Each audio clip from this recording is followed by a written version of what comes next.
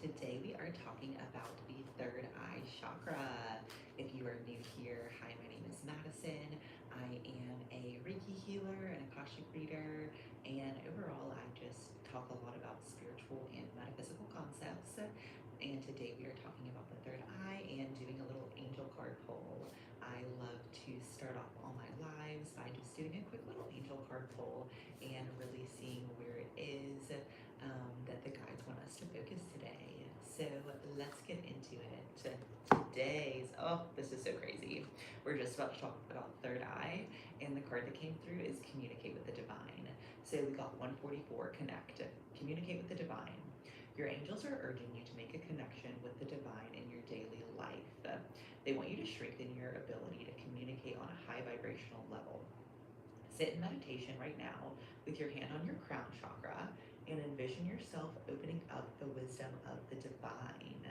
So I love that because what we were going to talk about today was actually being in touch with our intuition, with our spiritual abilities, and how to activate those a little bit further. So it's so cool how the cards always align with whatever teaching is about to come through.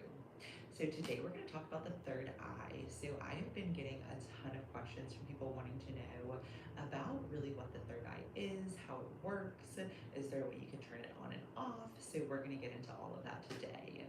So whenever we talk about the chakra system, we are talking about the traditional 7 chakra systems that run from the top of your head all the way down to the base of your feet, where the root chakra goes down into. And so within these 7 energy centers, we have our crown chakra, we have our third eye chakra, we have our throat chakra, we have our heart chakra. Above the belly button, we have our solar plexus chakra. Below the belly button, we have our sacral chakra, and like kind of lower spine down into the legs is where our root chakra is. So essentially, these different energy centers in the body are all energy centers that allow us to transmute energy, but also can be places where energy can get stuck or trapped. What do I mean by that?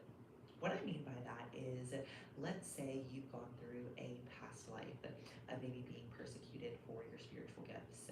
In this life, while you may have never been persecuted for your spiritual gifts, you may have a block in your third eye from that past life, or from that feeling of unsafety of, ooh, before whenever I told people about my gifts, I was persecuted or made fun of, so now I'm a little bit afraid, and that chakra kind of closes up a little bit.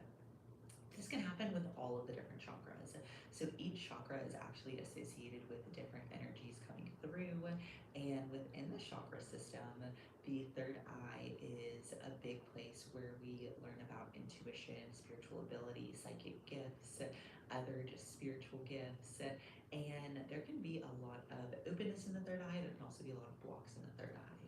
So openness in the third eye comes whenever you are leaning on your intuition, you're connecting with your spirit guides, maybe you're tapping into new spiritual gifts or modalities you felt called to learn. I personally noticed with every Reiki attunement I got, it felt like my third eye opened up a little bit more.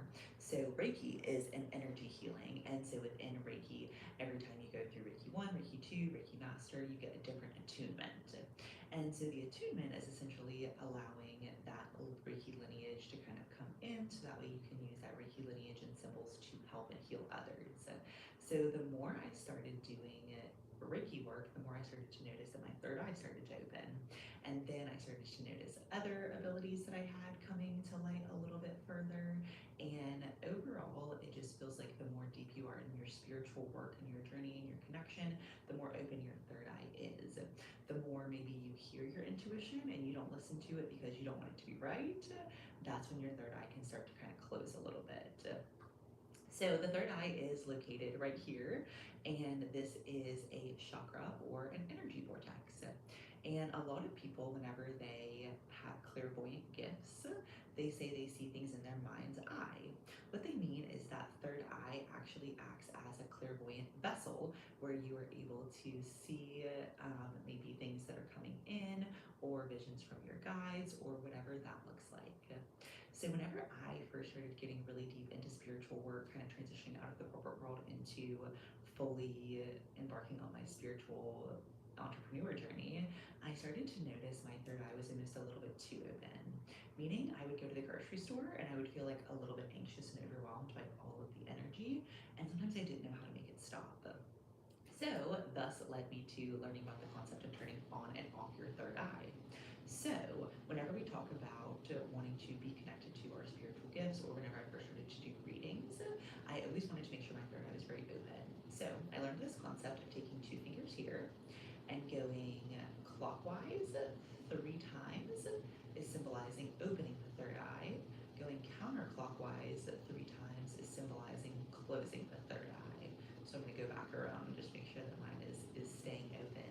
But that is a little practice that you can do anywhere, anytime. If you feel like, okay, I really want to activate my third eye, or on the flip side, if you're very empathic and maybe it's a little bit too much and you want to kind of tone that down a little bit, that's a quick and easy way that you can connect to going in and out of the third eye and kind of having that opened or closed. So whenever it comes to working with our third eye, I definitely think that meditation is a great way to open your third eye. I know all the spiritual gurus talk about the importance of meditation, and a lot of times it's easy to be like, oh, meditation, don't want to do it, it's not that important. But ultimately, you cannot connect with your intuition without being able to learn how to kind of quiet your mind. Specifically, if you want to learn spiritual things like channeling, accessing your Akashic records, you do have to get comfortable with the concept of meditation, of sitting with your thoughts in silence, all of that. The more you start to get really familiar with that, the easier things become. And so here is going to be our little intuition test for this week, or a little third eye practice. First of all, I want you to do some sort of meditation. It doesn't have to be a quiet meditation, it can be a guided meditation. Second thing I want you to do is I want you to ask for a sign or guidance or something from your spirit guide. And then whenever you get that, I want you to trust it. So sometimes I'll ask for guidance or a sign or clarity from my spirit team, and I'll get it.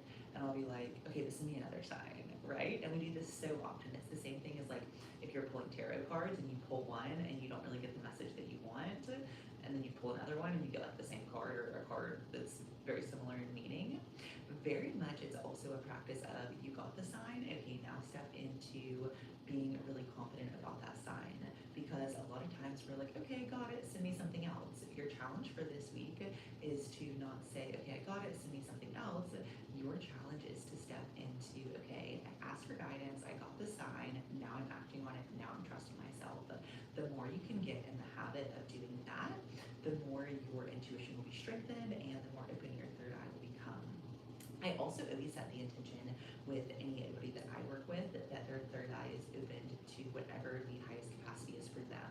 Meaning right now, if your third eye is completely closed, you going from a completely closed state to a completely open space might be a lot for the 3D body. So we always set the intention that the higher self comes in and joins and allows the third eye to be open to whatever capacity, rather than feeling like, ooh, I don't know, is it too much, whatever that looks like.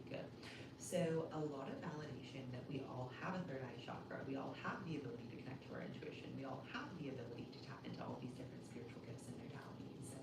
But it is like a muscle, it does take practice, and it also takes getting rid of some of that self-doubt.